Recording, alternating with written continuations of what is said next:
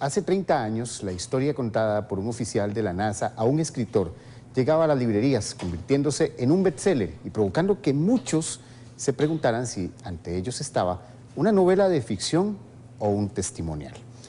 Esas 3 décadas han pasado y aún ahora Caballo de Troya sigue causando furor entre los lectores después de 9 entregas.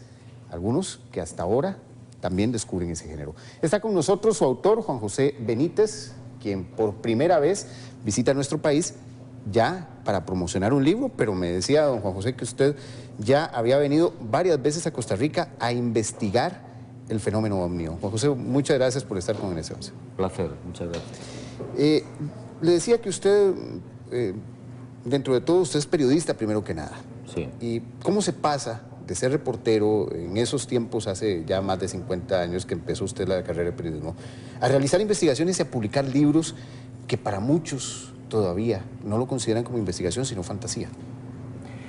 Bueno, yo tengo la disciplina del periodismo, yo me considero periodista, no escritor, y gracias a esa disciplina pues aprendí la técnica de la investigación periodística, y lo único que he hecho ha sido trasladar, en vez de un reportaje en un periódico, en un medio de comunicación normal, trasladarlo a un libro, es decir, dedicar más tiempo del habitual que yo dedicaba a un reportaje normal, ¿no? Pero no hay otro secreto, es decir, es tenacidad, constancia y disciplina. ¿Son los mismos principios que usted aplicaba para un artículo en un periódico? Exacto. Es decir, yo no pretendo hacer nunca literatura, porque no tengo el don, ¿eh? Es como tocar el violín. O tienes el don o no lo tienes. Aprendí el oficio de periodismo porque a mí lo que me gustaba era pintar.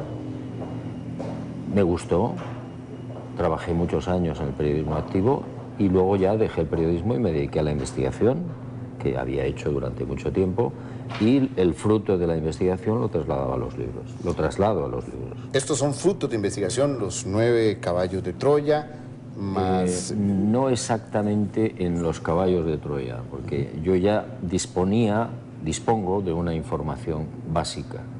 Lo que yo sí he hecho ha sido contrastar, es decir, por ese espíritu periodístico de investigación lo que hacía era averiguar si esto que dice aquí es cierto. Y entonces trataba de contrastar, ¿no? No, don JJ, usted prácticamente empieza investigando el fenómeno ovni y después va distrayéndose en otras ramas de esas cosas que siempre nos llaman la atención, que es lo desconocido. El tema de lo desconocido siempre llama la atención. ¿Se puede decir que la descalificación de los documentos de la Fuerza Aérea Española fue el inicio suyo para poder empezar a escribir? No, yo empecé sin querer en el año 68, siendo periodista en activo en un periódico en España. Yo empecé porque un compañero me empezó a contar una historia que había vivido él personalmente en Rusia durante la Segunda Guerra Mundial, que dio lugar a Estoy Bien. Es decir, yo empecé a investigar el tema de las personas que han visto, hablado, tocado a personas muertas antes que el fenómeno ovni. El fenómeno ovni llega en el 72. Aparentemente por casualidad, yo ya no creo en la casualidad hace muchísimo tiempo. Creo que está todo muy bien orquestado. Entonces un redactor jefe me envió a cubrir una nota sobre un pueblo en el que había aparecido un objeto extraño. Y a mí aquello me impactó mucho porque la gente estaba muy asustada, eran campesinos, muy buenos observadores y decían la verdad, ¿no? Y no me encajaba en nada conocido, helicóptero, avión, nada. Era un objeto ovalado enorme que se colocó a muy baja altura sobre la escuela y lo vio todo el pueblo. Don José, ¿usted ha investigado acá en Costa Rica este fenómeno? Un poquito, sí. Un poquito. ¿Qué ha encontrado? ¿Qué se puede hablar de eso? Bueno, yo he encontrado casos de ovnis fantásticos, muy buenos, bueno, como en toda América y en el resto del mundo, pero en Costa Rica hay casos muy interesantes. Encontré algo que me fascinó en el año 85 y publiqué algo en alguno de mis libros, unos túneles al norte, donde, bueno, pues habían encontrado unos ídolos, unas cabezas de granito negro, rojo, fantásticas. Y entonces con otro compañero, Andreas Faber-Kaiser, que ya falleció, nos invitaron, bajamos al túnel, son túneles artificiales con bloques escuadrados perfectamente, mejores que los de Sacsayhuamán en Perú. Y yo recuerdo que fotografié una inscripción que había allí y entonces se la pasé a expertos en lenguas muertas. Y era arameo. Es decir, son túneles anteriores a Colón. Bueno, luego ya hubo una serie de problemas y las personas los túneles están en una propiedad. Entonces, ubicada al norte de nuestro país. Sí, y entonces ahí ya no permitieron seguir investigando. Pero tienen ustedes un enorme tesoro. Aparte de otros muchos tesoros que tienen en Costa Rica, ¿no? Las esferas también Las esferas también es un tema fantástico, maravilloso. Lamentablemente, cuando los norteamericanos llegaron con sus compañías de frutas y de todas estas cosas, ya removieron las esferas de sus lugares originales, ¿no? Pero aún así ha habido arqueólogos que han hecho los trabajos muy buenos y es un misterio, es decir, son inmensas esferas, bueno, ustedes lo saben mejor que yo, enormes y pequeñas, perfectas, cuyo significado no es conocido. Don José, hablemos un poco de Está bien, estoy bien, es la novela que usted trae a nuestro país esta vez y la estoy enseñando porque es una novela donde se habla de la vida después de la muerte. Me dice usted que incluso pudo haber sido su primera novela y hasta ahora la publica. Sí, lo que ocurre es que yo en el año 68 yo trabajaba como periodista, reportero normal en un periódico, en el Heraldo de Aragón de Zaragoza, en España, y yo cubría todo tipo de entrevistas, sucesos, etc. Y esto surgió porque en una espera periodística con otros compañeros, por matar el tiempo, uno de ellos, una persona muy seria, me cuenta lo que le había sucedido a él durante febrero, si no me equivoco, del año 42. En España se formó en la época de Franco una división que se llamaba la División Azul, que eran voluntarios que iban a combatir al lado de Hitler contra los rusos. Entonces, en ese febrero del año 42, este periodista, que entonces no lo era chaval, muchacho,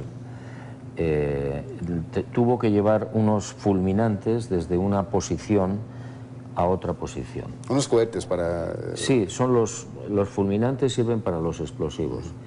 Entonces este hombre le cae una ventisca espantosa y encima los rusos empiezan a bombardear. Total, que una granada le medio alcanza y le deja medio ciego, sin visión, se pierde. Imagínese, temperatura de 50 grados bajo cero, él se dio por muerto, o por los rusos o por el frío. Y cuando estaba en esa situación, que no sabía para dónde tirar, aparece un compañero suyo, soldado también de otra compañía, amigos, y le dice: Miguel, ¿dónde vas? Y dice: pues voy al bloqueo tal, pero mira cómo estoy. Y le dice: no te preocupes, sígueme. Y entonces el otro, Miguel, siguió detrás del compañero, pisadas en la nieve, llevaba la ametralladora, llevaba el equipo, en fin. Y cuando ya lo lleva a la posición correcta, le dice: bueno, yo ya sigo. Unos meses después, el testigo, Miguel, lo comenta y dice: no, eso no puede ser, le comentan los compañeros, porque este hombre, ese compañero que se llamaba Bacaicoa, murió 70 días antes de ese encuentro, con un mortero. Bueno, claro, yo me quedé muy impactado, no solamente por la historia, sino por quién me contaba la historia. Alguien de su absoluta credibilidad. Absoluta credibilidad, un hombre serio, un gran tipo, había sufrido mucho en la vida y no tenía ningún interés en contar. Y ahí empecé yo a investigar este tema. Don Juan José, esta es la época en que más se escribe y más se lee. Nunca antes, según lo que la gente considera, se había escrito tanto y se había leído tanto, mucho en parte a las redes sociales. ¿Cómo invitar a la gente a que lean libros? Usted incluso en Panamá hizo una crítica muy fuerte a muchas editoriales en España que estaban vendiendo libros muy caros. Sí, y es cierto. Es decir, lamentablemente yo ya no quiero entrar en ese negocio editorial porque ellos son los que saben, pero digamos como lector y conociendo América, pues me parece que los precios son muy altos, ¿no? Incluso se publican demasiados libros, creo yo, por los tiempos que corren, ¿no? Entonces, yo creo que eso es un problema educacional. Es decir, es tan importante que en la familia, desde niños, y en el colegio o en el jardín de infancia, no sé, lo más pronto posible, se anime a las personas a leer, porque estimula la imaginación, hace mejores personas. Todas las personas cultas son tolerantes. La cultura es tolerancia, no es otra cosa. Por eso es tan importante leer. Por último, ¿cómo enfrenta entonces un periodista, un escritor o un periodista que se traslapa en esas dos facetas el asunto de las redes sociales? ¿Cómo se reinventa también? Mire, yo soy un absoluto analfabeto en las redes sociales. No tengo ordenador, sé las ventajas que tienen los ordenadores, me lo ha dicho muchas veces mucha gente. Intentaré entrar, y tengo una página web incluso, pero a mí me da cierto miedo. ¿Por qué? Pues porque en Internet hay que entrar con botas altas porque es un basurero. Hay cosas muy buenas, pero también hay cosas terribles.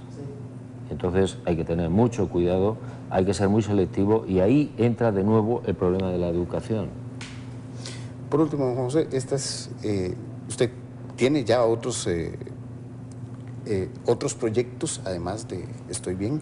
Sí, tengo otros proyectos, lamentablemente, porque soy humano y no me aplico el principio básico y fundamental que debería aplicarse todos los seres humanos de todo el mundo, que es vivir el ahora, porque el futuro no existe.